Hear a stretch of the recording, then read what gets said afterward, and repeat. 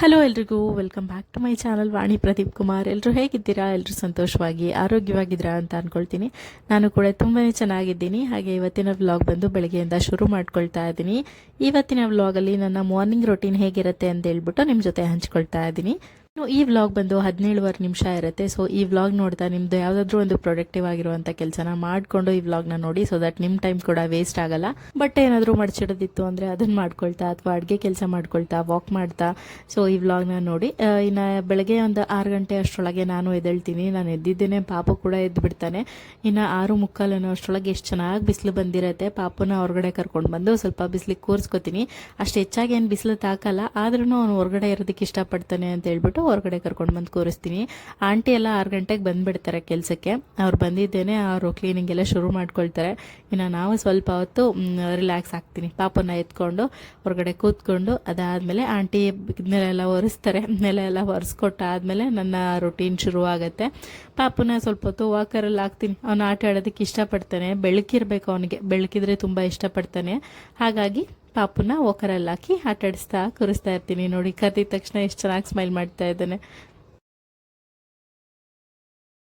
ಇನ್ನು ನಾನು ಸುಮಾರು ಸಲ ಹೇಳ್ತಾ ಇದ್ನಲ್ವಾ ವೆಯ್ಟ್ ಲಾಸ್ ಆಗಿದ್ದೀನಿ ಅಂತ ಹೇಳ್ಬಿಟ್ಟು. ನೋಡಿ ಎಷ್ಟು ವೆಯ್ಟ್ ಲಾಸ್ ಆಗಿದ್ದೀನಿ ಅಂತ ಹೇಳ್ಬಿಟ್ಟು. ಆಲ್ಮೋಸ್ಟ್ 6.5 kg ಗೊತ್ತಾ. 72 ಇಂದ ಇವಾಗ 60.5 55 ಬಂದಿದ್ದೀನಿ. ನಿನ್ನೆ 66 kg ಇದ್ದೆ, ಇವತ್ತು ಆಲ್ಮೋಸ್ಟ್ 65.35 ಅಂದರೆ ಆಲ್ಮೋಸ್ಟ್ ಒಂದು 65 kg ಇಳಿದಿದ್ದೀನಿ. ನನಗೆ ಖುಷಿ ಆಗ್ತಾ ಇದೆ ನಿಜವಾಗ್ಲೂ. ಇಷ್ಟು ಈಸಿಯಾಗಿ, ಇಷ್ಟು ಸುಲಭವಾಗಿ ನಮ್ಮ ಊಟ ಮಾಡಿಕೊಂಡು ಸುಲಭವಾಗಿ ನಾನು ವೆಯ್ಟ್ ಲಾಸ್ ಆಗಿರೋದು. ಇನ್ನು ಬೆಳಗ್ಗೆ ಎದ್ದಿದ ತಕ್ಷಣ ನಾನು ಒಂದು 2 ಸ್ಪೂನಷ್ಟು ಚಿಯಾ ಸೀಡ್ಸ್ನ ಒಂದು ಕಪ್ಪಲ್ಲಿ ನೆನೆಗೆ ಹಾಕಿರ್ತೀನಿ, ಒಂದು ಕಪ್ ನೀರಲ್ಲಿ. ಹಾಗೆ ಅದ್ರ ಜೊತೆ ಒಂದು 5 ಆಲ್ಮಂಡ್ನ ತೊಗೊಳ್ತಾ ಇದ್ದೀನಿ. ವಾಲ್ನಟ್ ಖಾಲಿ ಆಗಿತ್ತು, ವಾಲ್ನಟ್ ಇದ್ದಿದ್ರೆ ಅದು 2 ತೊಗೊಳ್ತಾ ಇದ್ದೆ. ಹಾಗೆ ಒಂದು ಚಿಕ್ಕದು ಯಾವುದಾದ್ರೂ ಒಂದು ಬನಾನಾ ಅಥವಾ ಯಾವುದಾದ್ರೂ ಒಂದು ಫ್ರೂಟ್ನ ತೊಗೊಳ್ತೀನಿ, ಚಿಕ್ಕದು ಒಂದು. ಸೊ ಅದನ್ನು ತಿಂದಾದ್ಮೇಲೆ ನನ್ನ ವರ್ಕೌಟ್ ಎಕ್ಸಸೈಸ್ ಥರ ಶುರುವಾಗುತ್ತೆ. ಸೊ ಸಿಂಪಲಾಗಿ ನಾನೇನು ತುಂಬ ದಿನಗಳಿಂದ ಫಾಲೋ ಮಾಡ್ತಾ ಇಲ್ಲ, ಜಸ್ಟ್ ಒಂದು 2-3 ಡೇಸಿಂದ ಶುರು ಮಾಡ್ತಾ ಇರೋದು. ಮುಂಚೆ ಡಾಕ್ಟರ್ನ ಕನ್ಸಲ್ಟ್ ಮಾಡಿದಾಗ 1 ವೀಕ್ ಏನೋ ಮಾಡಿದೆ, ಅದಾದಮೇಲೆ ಮಾಡೋಕ್ಕಾಗ್ತಾ ಇರಲಿಲ್ಲ, ಮಗು ಬೇರೆ ಚಿಕ್ಕವನಿದ್ದ. ಹಾಗಾಗಿ ರೆಗ್ಯುಲರ್ ಆಗಿ ನನ್ನ ಫುಡ್ ರೊಟೀನ್ ಮಾತ್ರ ಕಂಪಲ್ಸರಿಯಾಗಿ ಫಾಲೋ ಮಾಡ್ತಾ ಇದ್ದೆ. ಬಟ್ ವಾಕ್ ಎಲ್ಲ ಮಾಡೋಕ್ಕಾಗ್ತಾ ಇರಲಿಲ್ಲ. ಇವಾಗ ವಾಕ್ ಮಾಡೋಣ, ಸ್ವಲ್ಪ ಬಾಡಿ ಕೂಡ ಟೋನ್ ಆಗುತ್ತೆ, ಹೆಲ್ತ್ ಕೂಡ ಇಂಪ್ರೂವ್ ಆಗುತ್ತೆ. ನನಗೆ ತುಂಬ ಲೈಟ್ ವೆಯ್ಟ್ ಅಂತ ಅನ್ನಿಸ್ತಾ ಇದೆ. ಯಾವುದೇ ಕೆಲಸ ಮಾಡೋದಕ್ಕೆ ತುಂಬ ಕಷ್ಟ ಅಂತ ಅನ್ನಿಸ್ತಾ ಇಲ್ಲ ಇವಾಗ. ಮುಂಚೆ ಆಗಿದ್ದಿದ್ರೆ ಸ್ವಲ್ಪ ದೇಹ ಭಾರ ಆಗ್ತಿರೋದ್ರಿಂದ ಕಾಲ ಮೇಲೆ ಪ್ರೆಷರ್ ಬೀಳ್ತಾ ಇತ್ತು ಅಂತ ಫೀಲ್ ಆಗ್ತಾ ಇತ್ತು ನನಗೆ. ಆಮೇಲೆ ಯಾವುದೇ ಥರ ಬಟ್ಟೆ ಹಾಕೋದಕ್ಕೂ ಇವಾಗಲೂ ಕೂಡ ಅನ್ಕಂಫರ್ಟಬಲ್ ಅಂತಲೇ ಅನಿಸುತ್ತೆ. ನಾನು ತುಂಬ, ನೀವು ನೋಡಿರ್ಬೋದು, ನನಗೆ ತುಂಬ ಕಂಫರ್ಟ್ ಅಂತ ಅನಿಸೋವಂಥ ಬಟ್ಟೆಗಳನ್ನ ಮಾತ್ರ ಹಾಕೋತೀನಿ. ಸೊ ಆಲ್ಮೋಸ್ಟ್ ನಾನು ಎಲ್ಲ ಥರ ಬಟ್ಟೆಗಳನ್ನೂ ಎತ್ತಿಟ್ಬಿಟ್ಟಿದ್ದೀನಿ. ಯಾಕೆಂದರೆ ದಪ್ಪ ಆಗಿರೋದ್ರಿಂದ. ಆಲ್ಮೋಸ್ಟ್ ನಾನು ಮುಂಚೆ 63 kg ಇದ್ದೆ, ಐ ಮೀನ್ ಪ್ರೆಗ್ನೆಂಟ್ ಇರೋದಕ್ಕಿಂತ ಮುಂಚೆ. ಸೊ ಪ್ರೆಗ್ನೆಂಟ್ ಆದಮೇಲೆ ಆಲ್ಮೋಸ್ಟ್ 63ರಿಂದ 72, 9 kg ಜಾಸ್ತಿ ಆಗಿದ್ದೀನಿ. ಸೊ ಇದನ್ನು ಹೇಗಪ್ಪ ತೂಕ ಕಡಿಮೆ ಮಾಡೋದು ಅಂತೇಳ್ಬಿಟ್ಟು ನಾನು ಸುಮಾರು ಥರ ಯೋಚನೆ ಮಾಡಿ ಡಾಕ್ಟ್ರನ್ನ ಕನ್ಸಲ್ಟ್ ಮಾಡಿದ್ದಾಯಿತು. ಇನ್ನು ಅದೆಲ್ಲ ಚಿಯಾ ಸೀಡ್ಸ್ ವಾಟರ್ನ ಕುಡಿದು ಆಲ್ಮಂಡ್ನ ತಿಂದು ಒಂದು 5 ನಿಮಿಷ ಗ್ಯಾಪ್ ಬಿಟ್ಟು ಒಂದು 20 ನಿಮಿಷ ವಾಕ್ ಮಾಡ್ತೀನಿ. ಕೆಲವೊಮ್ಮೆ ಅಷ್ಟೊತ್ತಾಗತ್ತೆ, ಇಲ್ಲ ಮಗು ಇವತ್ತು ಸುಮ್ಮನಿರೋದ್ರಿಂದ ಅಷ್ಟೊತ್ತು ಮಾಡಿದೆ. ಮಗು ಸುಮ್ಮನಿರೋಕ್ಕಾಗಿಲ್ಲ ಅಂತ ಹೇಳಿದ್ರೆ ಅಟ್ಲೀಸ್ಟ್ ಒಂದು 5-7 ಮಿನಿಟ್ಸ್ ಆದರೂ ವಾಕ್ ಮಾಡ್ಕೊಳ್ತೀನಿ. ಅದಾದಮೇಲೆ ಸಿಂಪಲ್ ಎಕ್ಸಸೈಸಸ್. ಇನ್ನು ನನ್ನ ಹಸ್ಬೆಂಡ್ ಮಲಗಿರೋದ್ರಿಂದ ಅವನು ನನ್ನ ಜೊತೆನೇ ಇರ್ತಾನೆ, ಸೈಲೆಂಟಾಗಿರ್ತಾನೆ. ಅದಾದಮೇಲೆ ಸೈಲೆಂಟಾಗಿರಲಿಲ್ಲ, ಕರ್ಕೊಂಡೋಗಿ ಅವ್ರ ಪಪ್ಪನ ಹತ್ರ ಬಿಟ್ಟು ಬಂದೆ. ಆಮೇಲೆ ಮೆಡಿಟೇಷನ್ ಅಂತೂ ಕಂಪಲ್ಸರಿಯಾಗಿ ಮಾಡೇ ಮಾಡ್ತೀನಿ. ನನಗಿದೇನೋ ತುಂಬ ಎಫೆಕ್ಟಿವ್ ಆಗಿರೋ ಅಂಥದ್ದು ಇದು. ಯಾಕೆಂದರೆ ಸಿಕ್ಕಾಪಟ್ಟೆ ಸ್ಟ್ರೆಸ್ ಆಗ್ತಾಯಿತ್ತು, ಮೆಂಟಲ್ ಸ್ಟ್ರೆಸ್ ಅಂತಾರಲ್ಲ ಆ ಥರ ಅನ್ನಿಸ್ತಾ ಇತ್ತು. ಬಟ್ ನಾನು ಯಾವಾಗ ಮೆಡಿಟೇಷನ್ ಮಾಡೋದಕ್ಕೆ ಶುರು ಮಾಡಿಕೊಂಡೆ ಅಲ್ಲಿಂದ ನನಗೆ ಸ್ಲೀಪ್ ಕ್ವಾಲಿಟಿ ಆಗಿರ್ಬೋದು, ಮೆಂಟಲ್ ಸ್ಟ್ರೆಸ್ ಆಗಿರ್ಬೋದು, ಒಂಥರ ತುಂಬ ಕೋಪ ಅಂದರೆ ಬ್ಲಡ್ ಪ್ರೆಷರ್ ಅಂತಾರಲ್ಲ ಆ ಥರ ಅನ್ನಿಸ್ತಾ ಇತ್ತು, BP ಹೆಚ್ಚಾಗೋ ಥರ ಅಂತ ಅನ್ನಿಸ್ತಾ ಇತ್ತು. ಬಟ್ ಆಫ್ಟರ್ ಇದನ್ನು ನಾನು ಮೆಡಿಟೇಷನ್ ಪ್ರಾರಂಭ ಮಾಡ್ಕೊಂಡಿದ್ರಿಂದ ನಿಜವಾಗ್ಲೂ ನನಗೆ ಸುಮಾರಷ್ಟು ಬದಲಾವಣೆಗಳು ನನ್ನ ಲೈಫಲ್ಲಿ ನಾನು ನೋಡ್ತಾ ಬಂದಿದ್ದೀನಿ. ನನ್ನ ಹೆಲ್ತ್ ಸುಧಾರಿಸ್ತಾ ಇರೋದು. ಸೊ ಯೂಶ್ವಲಿ ನಾನು ಬೆಳಗ್ಗೆ ಸ್ವಲ್ಪ ಹೊತ್ತು ಎಕ್ಸಸೈಸ್ ಮಾಡಿದ್ಮೇಲೆ ಒಂದು 2-3 ಮಿನಿಟ್ಸ್ ಆದ್ರೂ ನಾನು ಬ್ರೀತಿಂಗ್ ಎಕ್ಸಸೈಸ್ ಮಾಡ್ತೀನಿ. ಅದಾದಮೇಲೆ ನೈಟ್ ಮಲಗೋದಕ್ಕಿಂತ ಮುಂಚೆ ಮಲಗಬೇಕು ಅನ್ನುವಾಗ ಒಂದು 5 ನಿಮಿಷನಾದ್ರೂ ಈ ಥರ ಬ್ರೀತಿಂಗ್ ಎಕ್ಸಸೈಸ್ನ ಮಾಡ್ತೀನಿ. ಯಾವ ಥರ ಇರುತ್ತೆ ಅಂತ ಹೇಳ್ಬಿಟ್ಟು ನಾನು ನೆಕ್ಸ್ಟ್ ವೀಡಿಯೋದಲ್ಲಿ ತೋರಿಸ್ತೀನಿ. ಇನ್ನು ಎಕ್ಸಸೈಸ್ನೆಲ್ಲ ಮಾಡಿಕೊಂಡು ಇನ್ನು ಬೆಳಗ್ಗೆ ಬೇಗ ತಿಂಡಿ ಮಾಡಿಬಿಡೋಣ, ಟೈಮ್ ಬೇರೆ ಆಯಿತು ಅಂತ ಹೇಳ್ಬಿಟ್ಟು ತಿಂಡಿಗೆ ರೆಡಿ ಮಾಡ್ಕೊಳ್ತಾ ಇದ್ದೀನಿ. ಇನ್ನು ಇವತ್ತಿನ ಬೆಳಗ್ಗೆ ತಿಂಡಿಗೆ ಒಂದು ಸಿಂಪಲ್ ಆ್ಯಂಡ್ ಹೆಲ್ತಿ ಆಗಿರುವಂಥ ಪ್ರೋಟೀನ್ ರಿಚ್ ಆಗಿರುವಂಥ ತಾಲಿಪಟ್ಟು ರೆಸಿಪಿ ಹೇಗೆ ಮಾಡೋದು ಅಂತ ಹೇಳ್ಬಿಟ್ಟು ತೋರಿಸ್ತೀನಿ. ಮೊದಲು ನಾನು ಸ್ವಲ್ಪ ಸೋಯಾ ಚಂಕ್ಸ್ನ ನೆನ್ಗಿಟ್ಟಿದ್ದೀನಿ. ನೋಡಿ, ಕ್ಯಾರೆಟ್ ಕಟ್ ಮಾಡಿದ್ನಲ್ವಾ, ಪಾಪು ಕೈಲಿ ಕೊಟ್ಟಿರೋದ್ರಿಂದ ವಾಕರಲ್ಲಿ ಕೂತ್ಕೊಂಡು ಅದನ್ನು ಚಿಪ್ತಾ ಇದ್ದಾನೆ. ಅವನಿಗೆ ತಿನ್ನೋದಕ್ಕಾಗಲ್ಲ, ಬಟ್ ಅದು ರುಚಿ ಸಿಗುತ್ತಲ್ವ, ಸ್ವಲ್ಪ ಸಿಹಿ ಸಿಹಿ ಅಂತ ಹೇಳ್ಬಿಟ್ಟು, ಹಾಗಾಗಿ ಸುಮ್ಮನೆ ಇರ್ತಾನೆ. ಅಷ್ಟರಲ್ಲಿ ನಾನು ತರಕಾರಿನೆಲ್ಲ ಕಟ್ ಮಾಡಿಕೊಂಡೆ. ಪಾಪುಗೂ ಕೂಡ ನೀರು ಕಾದಿತ್ತು, ಅವನಿಗೆ ಪಾಪಕ್ಕೆ ಸ್ನಾನ ಮಾಡಿಸಿ ಇನ್ನು ನಾನು ಇಲ್ಲಿ ಈರುಳ್ಳಿನ ಚಾಪ್ ಮಾಡ್ಕೊಳ್ತಾ ಇದ್ದೀನಿ. ಒಂದು ಈರುಳ್ಳಿನ ಸಣ್ಣದಾಗಿ ಚಾಪ್ ಮಾಡ್ಕೊಂಡ್ರೆ ತಾಲಿಪಟ್ಟಿಗೆ ಚೆನ್ನಾಗಿರುತ್ತೆ. ಸ್ವಲ್ಪ ದೊಡ್ಡದಾಗಾದ್ರೆ ತಿನ್ನೋದಕ್ಕೆ ಅಷ್ಟು ಚೆನ್ನಾಗಿರಲ್ಲ ಅಂತ ಹೇಳ್ಬಿಟ್ಟು ಈರುಳ್ಳಿ ಮಾತ್ರ ನಾನು ಚಾಪ್ ಮಾಡಿ ಇಟ್ಕೊಳ್ತಾ ಇದ್ದೀನಿ. ಇಷ್ಟು ಸಣ್ಣಗೆ ಈರುಳ್ಳಿನ ಚಾಪ್ ಮಾಡಿ ಇಟ್ಕೊಂಡೆ. ನಂತರ ಸ್ವಲ್ಪ ಸಬ್ಬಸಿಗೆ ಸೊಪ್ಪಿತ್ತು, ಇದನ್ನು ಹಾಕಿದ್ರೆ ತಾಲಿಪಟ್ಟಿಗೆ ರುಚಿಯಾಗಿರುತ್ತೆ ಅಂತ ಹೇಳ್ಬಿಟ್ಟು ಇದನ್ನು ಹಾಕ್ತಾ ಇದ್ದೀನಿ. ಬೇಡ ಅಂದರೆ ಸ್ಕಿಪ್ ಕೂಡ ಮಾಡ್ಕೊಳ್ಬೋದು, ಹಾಕಿದ್ರೆ ಮಾತ್ರ ತುಂಬ ರುಚಿಯಾಗಿ ಬರುತ್ತೆ. ಸಬ್ಬಸಿಗೆ ಸೊಪ್ಪಾಗಿರ್ಬೋದು ಅಥವಾ ನುಗ್ಗಿ ಸೊಪ್ಪಾಗಿರ್ಬೋದು, ಈ ಥರ ಸೊಪ್ಪುಗಳನ್ನ ಹಾಕ್ಬಿಟ್ಟು, ಮೆಂತ್ಯ ಸೊಪ್ಪಾಗಿರ್ಬೋದು, ಈ ಥರ ಸೊಪ್ಪುಗಳನ್ನ ಹಾಕಿ ಯಾವುದೇ ಥರ ಅಕ್ಕಿ ತಾಲಿಪಟ್ಟು ಅಥವಾ ಯಾವ ಥರ ತಾಲಿಪಟ್ಟು ಮಾಡಿದ್ರೂ ರುಚಿಯಾಗೇ ಇರುತ್ತೆ. ನಾನಿಲ್ಲಿ ಸ್ವಲ್ಪ ಪ್ರೋಟೀನ್ ಆಗಿರೋಂಥ ರೆಸಿಪಿನ ನಿಮ್ಮ ಜೊತೆ ಶೇರ್ ಮಾಡ್ಕೊಳ್ತಾ ಇರೋದ್ರಿಂದ, ಸೊ ಇವತ್ತಿನ ರೆಸಿಪಿಗೆ ನಾನಿಲ್ಲಿ ಕಡಲೆಕಾಳನ್ನ ನೆನೆಸಿಟ್ಟಿದ್ದೆ ಅಲ್ವಾ, ಅದರಲ್ಲಿ ಒಂದಿಷ್ಟು ಕಡಲೆಕಾಳನ್ನ ಸೇರಿಸಿ ಮಾಡೋಣ ಅಂತ ಅಂದ್ಕೊಂಡಿದ್ದೀನಿ. ಒಂದು ಮಿಕ್ಸಿ ಜಾರ್ಗೆ ಒಂದು 3/4 ಕಪ್ ಅಷ್ಟು ಕಡಲೆಕಾಳು, ಹಾಗೆಯೇ ಸೋಯಾ ಚಂಕ್ಸ್ ನೆನೆಸಿಟ್ಕೊಂಡಿದ್ದೀನಿ, ಅಂದರೆ ಬಿಸಿ ನೀರಲ್ಲಿ ಹಾಕಿ ನೆನೆಸಿಟ್ಟಿದ್ದು. ಆಮೇಲೆ ಅದಾದ ನಂತರ ಸ್ವಲ್ಪ ಹೆಸರು ಕಾಳು, ಬೆಳ್ಳುಳ್ಳಿ, ಹಾಗೆ ಒಂದು 2-3 ಹಸಿರು ಮೆಣಸಿನ್ಕಾಯಿ, ಸ್ವಲ್ಪ ಜೀರಿಗೆ. ನಂತರ ಇದಿಷ್ಟನ್ನು ಚೆನ್ನಾಗಿ ರುಬ್ಕೊಳ್ಬೇಕು. ಸ್ವಲ್ಪ ತರಿತರಿಯಾಗಿ, ತುಂಬ ಸಣ್ಣಗೆ ರುಬ್ಕೊಳ್ಳೋ ಅಂಥ ಅವಶ್ಯಕತೆ ಇಲ್ಲ. ಇಷ್ಟನ್ನು ತರಿತರಿಯಾಗಿ ರುಬ್ಕೊಂಡು ಒಂದು ಬೌಲ್ಗೆ ಎತ್ತಿಟ್ಕೊಳ್ತಾ ಇದ್ದೀನಿ.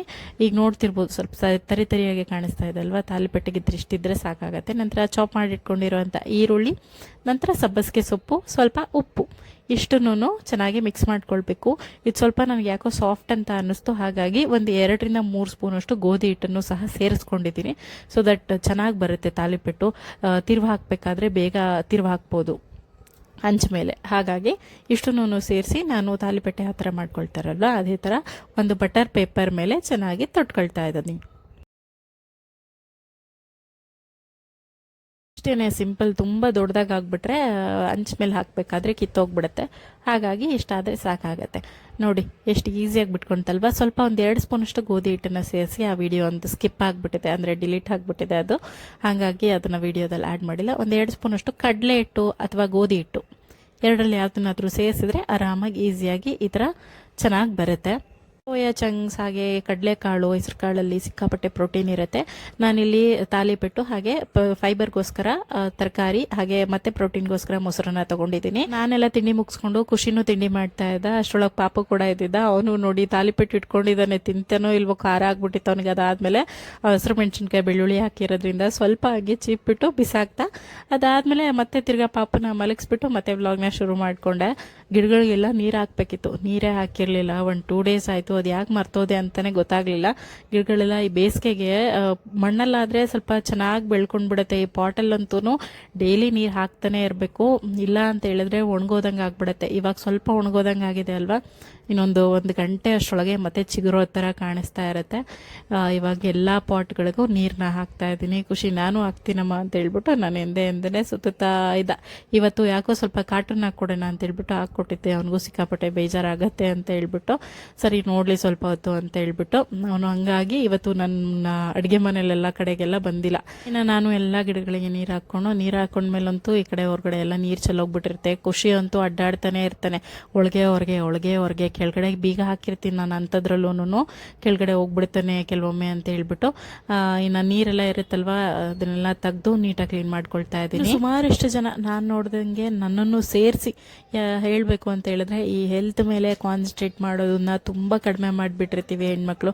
ನಾನು ಪದೇ ವ್ಲಾಗಲ್ಲಿ ಹೇಳ್ತಾ ಇರ್ತೀನಿ ಅಂತ ಹೇಳ್ಬಿಟ್ಟು ಬೇಜಾರು ಮಾಡ್ಕೊಳ್ಬೇಡಿ, ಬಟ್ ವುಮೆನ್ ಹೆಲ್ತ್ ಈಸ್ ತುಂಬಾ ಇಂಪಾರ್ಟೆಂಟ್, ಗೊತ್ತಾ? ನಿಮಗೂ ಅನ್ನಿಸ್ತಾ ಇರತ್ತಾ ಈ ಥರ ಏನಾದರೂ? ನಂಗೆ ತುಂಬ ಕೋಪ ಬರುತ್ತೆ, ನನಗೆ ಯಾರು ಹೇಳಿದ ಮಾತು ಕೇಳಬೇಕು ಅಂತ ಅನ್ಸಲ್ಲ, ನನಗೆ ಯಾಕೋ ನೆಮ್ಮದಿ ಅಂತ ಅನ್ನಿಸ್ತಾ ಇಲ್ಲ, ಸಮಾಧಾನ ಅನ್ನಿಸ್ತಾ ಇಲ್ಲ, ಮಕ್ಕಳು ನೋಡ್ಕೊಳ್ಳೋದಕ್ಕೆ ತುಂಬ ಕಷ್ಟ ಆಗುತ್ತೆ, ಯಾವುದೇ ಒಂದು ಎಮೋಷನ್ಸ್ನ ತುಂಬ ಬೇಗ ತೊಗೊಂಡ್ಬಿಡ್ತೀನಿ, ಯಾರಾದರೂ ಏನಾದರೂ ಅಂದರೆ ತುಂಬ ಅಳು ಬಂದ್ಬಿಡುತ್ತೆ.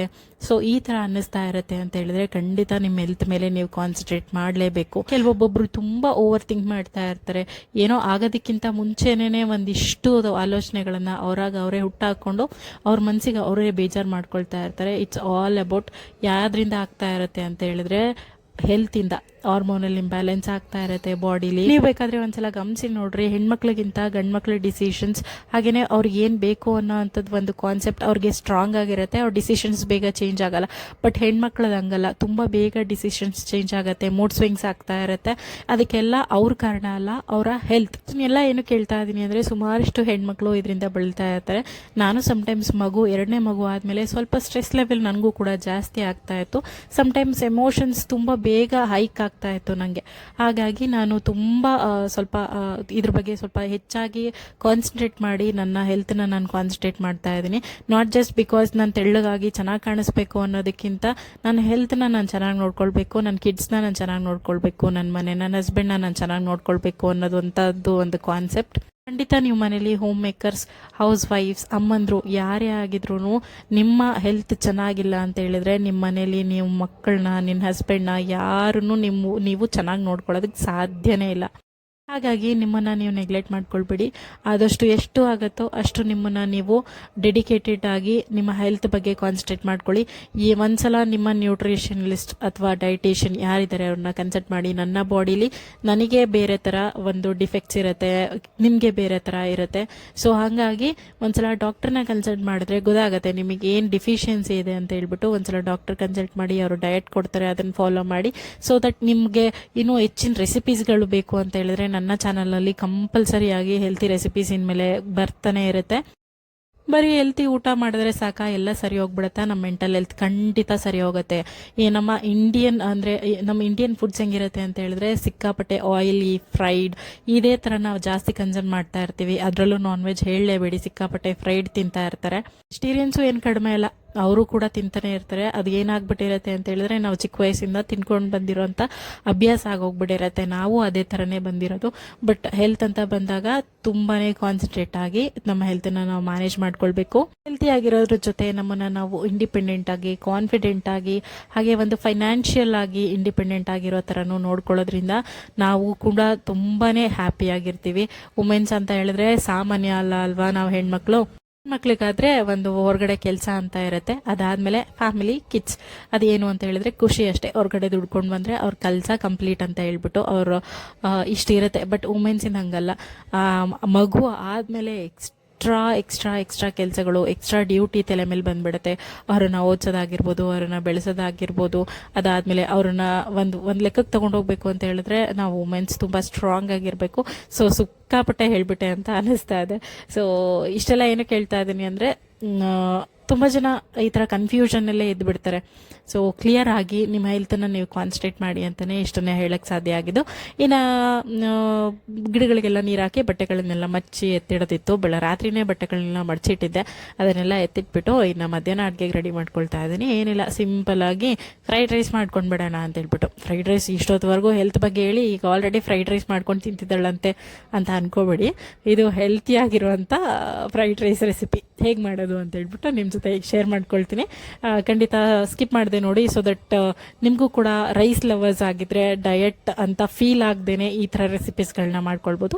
ಮೊದಲು ಒಂದು ಮಾಡಲಿಕ್ಕೆ ಒಂದು ಸ್ಪೂನಷ್ಟು ಬೆಣ್ಣೆನ ತಗೊಳ್ತಾ ಇದ್ದೀನಿ. ಸೊ ನನಗೆ ಖುಷಿಗೆ ಇಬ್ಬರಿಗೂ ಸೇರಿಸಿ ಮಾಡ್ಕೊಳ್ತಾ ಇರೋದು. ಹಾಗೆ ಬೆಣ್ಣೆ ಬಿಸಿ ಆದ ನಂತರ ಸ್ವಲ್ಪ ಜೀರಿಗೆ ಚೆನ್ನಾಗಿ ಫ್ರೈ ಮಾಡಿಕೊಂಡು, ನಂತರ ಹಸಿರು ಮೆಣಸಿನ್ಕಾಯಿ, ಜೀರಿಗೆ ಎರಡೂ ಹಸಿರು ಮೆಣಸಿನ್ಕಾಯಿನೂ ಫ್ರೈ ಮಾಡ್ಕೊಳ್ಬೇಕು. ನಂತರ ಕಟ್ ಮಾಡಿ ಇಟ್ಕೊಂಡಿರೋವಂಥ ಈರುಳ್ಳಿ, ನಿಮ್ಮ ಇಷ್ಟದ ಪ್ರಕಾರ ಯಾವ ತರಕಾರಿನಾದರೂ ಸೇರಿಸ್ಬೋದು. ನಾನಿಲ್ಲಿ ಕಟ್ ಮಾಡಿ ಇಟ್ಕೊಂಡಿರೋವಂಥ ಕ್ಯಾರೆಟು, ಬೀನ್ಸು, ಬ್ರಾಕ್ಲಿ, ಹಾಗೆ ಬಟಾಣಿ ಕಾಳು ಇತ್ತು, ನನಗೆ ಅದನ್ನ ಮರ್ತೋಯ್ತು, ಹಾಗಾಗಿ ಅದನ್ನು ಸೇರಿಸ್ತಾ ಇಲ್ಲ, ಸ್ಕಿಪ್ ಮಾಡಿದೆ. ಆಮೇಲೆ ಸ್ವಲ್ಪ ಶುಂಠಿ ಬೆಳ್ಳುಳ್ಳಿ ಪೇಸ್ಟು ಇಷ್ಟನ್ನು ಹಾಕಿ ಫ್ರೈ ಮಾಡೋದಕ್ಕೆ ಇಡ್ತಾ ಇದ್ದೀನಿ. ಇವಾಗ ಲೋ ಫ್ಲೇಮಲ್ಲಿ ಒಂದು 5 ನಿಮಿಷ ಚೆನ್ನಾಗಿ ಫ್ರೈ ಮಾಡ್ಕೊಂಡಿದ್ದೀನಿ. ಈಗ ನೋಡಿ ತರಕಾರಿ ಎಲ್ಲ ಚೆನ್ನಾಗಿ ಸಾಫ್ಟಾಗಿ ಫ್ರೈ ಆಗಿದೆ. ಫ್ರೈಡ್ ರೈಸ್ ಏನಕ್ಕೆ ಅಂತೀವಿ ಅಂದರೆ ತರಕಾರಿನ ಫ್ರೈ ಮಾಡ್ತೀವಿ, ಸೊ ಹಾಗಾಗಿ ಫ್ರೈಡ್ ರೈಸ್ ಅಂತ ಹೇಳೋದು. ಇನ್ನು ತರಕಾರಿನೆಲ್ಲ ಫ್ರೈ ಆಗಿದೆ ಇವಾಗ ಆಲ್ಮೋಸ್ಟ್. ಇದಕ್ಕೆ ಇವಾಗ ಕಟ್ ಮಾಡಿ ಇಟ್ಕೊಂಡಿರೋವಂಥ ಪನ್ನೀರ್ ಪ್ರೋಟೀನ್ಗೋಸ್ಕರ, ಹಾಗೆ ಸ್ವಲ್ಪ ಜಜ್ಜಿಟ್ಕೊಂಡಿರೋವಂಥ ಕಾಳುಮೆಣಸು, ಸ್ವಲ್ಪ ಗರಂ ಮಸಾಲ, ಸ್ವಲ್ಪ ಸ್ಪೈಸಿ ಆಗಿದ್ರೆ ಚೆನ್ನಾಗಿರತ್ತೆ ಅಂತ ಹೇಳ್ಬಿಟ್ಟು ಗರಂ ಮಸಾಲನ ಸೇರಿಸ್ಕೊಳ್ತಾ ಇದ್ದೀನಿ. ಇಷ್ಟನ್ನು ಚೆನ್ನಾಗಿ ಮತ್ತೆ ತಿರ್ಗಾ ಕಲಿಸ್ಕೊಳ್ಬೇಕು. ಸ್ವಲ್ಪ ಉಪ್ಪು, ರುಚಿಗೆ ತಕ್ಕಷ್ಟು ಉಪ್ಪು ಇಷ್ಟು ಹಾಕಿದ್ರೆ ಸಾಕಾಗತ್ತೆ. ಸೊ ಇದಿಷ್ಟು ಚೆನ್ನಾಗಿ ಫ್ರೈ ಮಾಡ್ಕೊಳ್ತಾ ಇದ್ದೀನಿ. ನನಗೆ ಇದಕ್ಕೆ ಯಾವುದೇ ಥರ ಸಾಸಸ್ ಯಾವುದನ್ನು ಯೂಸ್ ಮಾಡಲ್ಲ. ಸೊ ಇಷ್ಟೇ, ತುಂಬ ಸಿಂಪಲ್, ಚೆನ್ನಾಗಿರತ್ತೆ ಅಂತ ಹೇಳ್ಬಿಟ್ಟು ಇಷ್ಟೇ. ನಾನು ಎಷ್ಟು ಬೆಣ್ಣೆ ಹಾಕಿದ್ವಲ್ವ, 1 ಸ್ಪೂನು, ಅದಿಷ್ಟೇ ಸ್ಪೂನಲ್ಲಿ ಇಷ್ಟು ತರಕಾರಿ ಫ್ರೈ ಆಗಿದೆ. ಇವಾಗ 150 ಗ್ರಾಮ್ಸ್ ಅಷ್ಟು ರೈಸ್ನ ತೊಗೊಂಡಿದ್ದೀನಿ. ನನಗೆ ಒಂದು 100 ಗ್ರಾಮ್ಸು, ನನ್ನ ಖುಷಿಗೆ ಒಂದು 50 ಗ್ರಾಮ್ಸ್ ಆದರೆ ಸಾಕಾಗತ್ತೆ. ಸೊ ಇಷ್ಟ ಆದರೆ ಸಾಕಾಗುತ್ತೆ. ರಾತ್ರಿಗೆ ಅಡುಗೆ ಬೇರೆ ಮಾಡ್ಕೊಳಕ್ಕೆ ಬರುತ್ತೆ ನನ್ನ ಹಸ್ಬೆಂಡ್ಗೆ. ಹಾಗಾಗಿ ನಾನು ಇವಾಗ ಮಧ್ಯಾಹ್ನಕ್ಕೆ ಸಿಂಪಲ್ ಹಾಕಿ ಫ್ರೈಡ್ ರೈಸ್ನೇ ಮಾಡಿಕೊಂಡೆ. ಟೇಸ್ಟ್ ಅಂತೂ ಅಲ್ಟಿಮೇಟ್ ಆಗಿತ್ತು ಗೊತ್ತಾ. ಮಸ್ಟಾಗಿ ಒಂದ್ಸಲ ತರಕಾರಿ ಹಾಕಿ ಈ ಥರ ಟ್ರೈ ಮಾಡಿ. ಕಾರ್ನ್ ಇದ್ದರೆ ಕಾರ್ನ ಹಾಕಿ ನಾನಿಲ್ಲಿ ಮತ್ತೆ ಪ್ರೋಟೀನ್ಗೋಸ್ಕರ ನಾನಿಲ್ಲಿ ಟಿಕ್ಕಿನ ರೆಡಿ ಮಾಡ್ಕೊಳ್ತಾ ಇದ್ದೀನಿ. ಇದನ್ನು ನಾನು ನಿನ್ನೆ ರೆಡಿ ಮಾಡ್ಕೊಂಡಿದ್ದೆ, ಎಕ್ಸ್ಟ್ರಾ ಇತ್ತು ಅಂತ ಹೇಳ್ಬಿಟ್ಟು ಫ್ರಿಜ್ ಸ್ಟೋರ್ ಮಾಡಿಟ್ಕೊಂಡಿದ್ದೆ. ಇದಕ್ಕೆ ಕಾಳುಗಳು, ಹಾಗೆ ಆ್ಯಸ್ ಯೂಶ್ವಲ್ ಮತ್ತು ಸೋಯಾ ಇಷ್ಟನ್ನು ಹಾಕಿದ್ದೀನಿ, ಸೋಯಾ ಚಂಕ್ಸ್ನ ಇಷ್ಟನ್ನು ಹಾಕಿ ರೆಡಿ ಮಾಡಿ ಇಟ್ಕೊಂಡಿರೋದು. ಟೇಸ್ಟ್ ಮಾತ್ರ ಅಲ್ಟಿಮೇಟ್ ಆಗಿತ್ತು ಗೊತ್ತಾ. ರೈಸ್ ಸ್ವಲ್ಪ ಜಾಸ್ತಿನೇ ಕಾಣಿಸ್ತಾ ಇದೆ ಅಂತ ಅನ್ನಿಸ್ತು ನನಗೆ, ಬಟ್ ಕ್ವಾಂಟಿಟಿ ಹಾಗೆಯೇ ಮೆಜರ್ಮೆಂಟಲ್ಲಿ ನಾನು ಎರಡನ್ನೂ ಕರೆಕ್ಟಾಗಿ ಹಾಕಿದ್ದೀನಿ. ಸೊ ದಟ್ ಅದಕ್ಕೆ ನಾವು ಡಯಟ್ ಮಾಡ್ತಿದ್ದೀವಿ ಅಂತ ಫೀಲ್ ಆಗದೆ ಇರೋ ರೀತಿಲಿ ಈ ಥರ ಫಾಲೋ ಮಾಡಿಕೊಂಡು ಊಟ ಮಾಡಿಕೊಂಡ್ರೆ ತುಂಬಾ ಹೆಲ್ತಿಯಾಗಿ ಆರಾಮಾಗಿ ವೆಯ್ಟ್ ಲಾಸ್ ಮಾಡ್ಬೋದು. ಇನ್ನು ಸುಮಾರಷ್ಟು ರೆಸಿಪೀಸ್ಗಳು ನನ್ನ ಚಾನಲಲ್ಲಿ ಬರ್ತಾನೆ ಇರುತ್ತೆ ಕಂಟಿನ್ಯೂಯಸ್ ಆಗಿ. ಸೊ ಇವಾಗಲೇ ನನ್ನನ್ನು ಸಬ್ಸ್ಕ್ರೈಬ್ ಮಾಡ್ಕೊಳ್ಳಿ, ಸೊ ದಟ್ ನಿಮಗೂ ಕೂಡ ಹೆಲ್ಪ್ ಆಗುತ್ತೆ. ವೆಯ್ಟ್ ಲಾಸ್ ಮಾಡಬೇಕು ಅಂತ ಯಾರ್ಯಾರು ಇದ್ದೀರಾ, ಸೊ ಅವ್ರಿಗೂ ಕೂಡ ಹೆಲ್ಪ್ ಆಗುತ್ತೆ. ಇಂಡಿಯನ್ಸ್ಗೆ, ಅದರಲ್ಲೂ ನಮ್ಮ ಸೌತ್ ಇಂಡಿಯನ್ಸ್ಗೆ ಯಾವ ಥರ ಫುಡ್ ಇರುತ್ತೋ ಅದೇ ಥರನೇ ನನಗೆ ಅವರು ಡೈಟಿಷಿಯನ್ ಅವರು ನನಗೆ ಫುಡ್ ರೆಸಿಪೀಸ್ ಚಾರ್ಟ್ನ ರೆಡಿ ಮಾಡಿಕೊಟ್ಟಿದ್ರು. ಹಾಗಾಗಿ ನನಗೇನೋ ಬೇರೆ ತಿಂತಾ ಇದ್ದೀನಿ ಅಂತ ಫೀಲ್ ಆಗ್ತಾ ಇಲ್ಲ. ಜೋಳದ ರೊಟ್ಟಿ ಆಗಿರ್ಬೋದು, ಚಪಾತಿ, ರೈಸು, ಮುದ್ದೆ, ಇದೇ ಥರನೇ ನನಗೆ ಅವರು ಡಯಟ್ನ ಕೊಟ್ಟಿದ್ರಿಂದ ನಂಗೆ ತುಂಬಾ ಹೆಲ್ಪ್ ಆಯಿತು ಅಂತಲೇ ಹೇಳ್ಬೋದು. ನನಗೆ ಇವಾಗ ಆಲ್ಮೋಸ್ಟ್ 1.5 ಮಂತ್ ಆಯ್ತಲ್ವ, ನನಗೆ ಒಂದು ಕಾನ್ಸೆಪ್ಟ್ ಸಿಕ್ಕಿದೆ ಏನೇನು ತಿನ್ನಬೇಕು ಅಂತ ಹೇಳ್ಬಿಟ್ಟು. ಹಾಗಾಗಿ ನಾನೇ ಒಂದೊಂದು ಹೊತ್ತಿನ ಊಟನ ನಾನೇ ಡಿಸೈನ್ ಮಾಡ್ಕೊಳ್ತೀನಿ. ಸೊ ಈ ಥರ ಇರುತ್ತೆ ನನ್ನ ಫುಡ್ ಮೀಲ್ ರೂಟೀನ್ಸ್. ಸೊ ಖುಷಿಗೂ ಕೂಡ ನಾನು ಇವಾಗಲಿಂದನೇ ಎಲ್ಲನೂ ಅಭ್ಯಾಸ ಮಾಡಿಸ್ತಾ ಇದ್ದೀನಿ. ಅವ್ನು ಚಿಕ್ಕವನಿದ್ದಾಗಲಿಂದನೂ ಅಷ್ಟೇನೆ. ಸೊ ಅವನಿಗೆ ಎಲ್ಲ ತರಕಾರಿ ಎಲ್ಲ ಪ್ರತಿಯೊಂದು ಊಟನೂ ಮಾಡ್ತಾನೆ. ನಾನು ನೋಡಿ ಪಾಪುನೂ ಇದ್ದಿದ್ದ, ಅವನು ಕೂಡ ಆಟ ಆಡ್ತಾ ಇದ್ದಾನೆ. ಅವನಿಗೆ ಸ್ವಲ್ಪ ಹೊತ್ತು ಇರ್ತಾನೆ ಅಷ್ಟೇನೆ. ಏನು ನಿಮ್ಮ ಮಗು ಇಷ್ಟ ಆರಾಮಾಗಿರೋದ್ರಿಂದ ನೀವೆಲ್ಲ ಕೆಲಸ ಮಾಡ್ಕೊಳ್ತೀರಾ ಅಂತ ಅಂತೀರಾ? ಖಂಡಿತ ಇಲ್ಲ ಗೊತ್ತಾ. ಒಂದು 5 ನಿಮಿಷ, ಒಂದು 10 ನಿಮಿಷ ಮಾತ್ರ ಕಾಮಾಗಿರ್ತಾನೆ. ಅದಾದಮೇಲೆ ಅವ್ನು ಮಲ್ಗೋವರೆಗೂ ಅವನು ಎತ್ಕೊಂಡು ಆಟ ಆಡಿಸ್ಲೇಬೇಕು. ಬಿಕಾಸ್ ನಾನು ಯಾವಾಗೆಲ್ಲ ಸ್ಮೈಲ್ ಮಾಡ್ತಾ ಇರ್ತಾನೆ ಆವಾಗ ಮಾತ್ರ ನಾನು ಈ ಥರ ವಿಡಿಯೋ ತಕ್ಕೋತೀನಿ. ಅದಾದಮೇಲೆ ಸುಮ್ಮನಿರಲ್ಲ ಅವನು, ಏನಾದರೂ ಬೇಕೇ ಬೇಕಾಗತ್ತೆ. ಕಾರ್ಟೂನ್ ಹಾಕಿದ್ನಲ್ವಾ, ಕಾರ್ಟೂನ್ ನೋಡಿಕೊಂಡು ಟೈಮ್ ಪಾಸ್ ಮಾಡ್ತಾ ಇದ್ದಿದ್ದು ಬಾಸು. ಆಲ್ರೆಡಿ ಸಾಕಾಯಿತು ಅವನಿಗೆ. ಬರ್ತಾ ಹಿಂದಕ್ಕೆ ಹೋಗೋದಕ್ಕೆ ಶುರು ಮಾಡ್ಕೊಂಡ. ಇದರಲ್ಲಿ ಸ್ವಲ್ಪ ಹಿಂದಕ್ಕೆ ಹೋಗ್ತಾ ಇರ್ತಾನೆ, ಮುಂದಕ್ಕೆ ಬರ್ತಾ ಇಲ್ಲ ಅವನು. ಸೊ ಈ ಥರ ಇರುತ್ತೆ. ಇನ್ನು ಈ ವ್ಲಾಗ್ ನಿಮಗೆ ಇಷ್ಟ ಆಯಿತು ಅಂತ ಅಂದ್ಕೊಳ್ತೀನಿ. ಇಷ್ಟ ಆದರೆ ಖಂಡಿತ ಲೈಕ್ ಮಾಡೋದನ್ನು ಮರಿಬೇಡಿ. ಸೊ ಇನ್ನು ನೋಡಿ, ನಮ್ಮ ಬಾಸು ಇಬ್ಬರೂ ಎತ್ಕೊಂಡು ಬಂದೆ. ನಾನು ಎತ್ಕೊಂಡಿದ್ದೆ ಪಾಪುನ, ಅಮ್ಮ ನನ್ನನ್ನು ಎತ್ಕೊ ಅಂತ ಹೇಳ್ದ ಖುಷಿ, ಅವನನ್ನು ಕೂಡ ಎತ್ಕೊಂಡು ಬಂದೆ. ಸೊ ಮತ್ತೊಂದು ಬ್ಯೂಟಿಫುಲ್ ವ್ಲಾಗ್ ಜೊತೆ ಮತ್ತೆ ಸಿಗ್ತೀನಿ. ಸೊ ಈ ವ್ಲಾಗ್ ಇಷ್ಟ ಆಗಿದೆ ಅಂದರೆ ಖಂಡಿತ ಲೈಕ್ ಮಾಡೋದನ್ನು ಮಾತ್ರ ಮರಿಬೇಡಿ. ಕಾಮೆಂಟ್ ಮಾಡಿ ತಿಳಿಸಿ. ಮತ್ತೊಂದು ಬ್ಯೂಟಿಫುಲ್ ವ್ಲಾಗ್ ಜೊತೆ ಮತ್ತೆ ಸಿಗ್ತೀನಿ. ಅಲ್ಲಿವರೆಗೂ ಟೇಕ್ ಕೇರ್, ಬಾಯ್.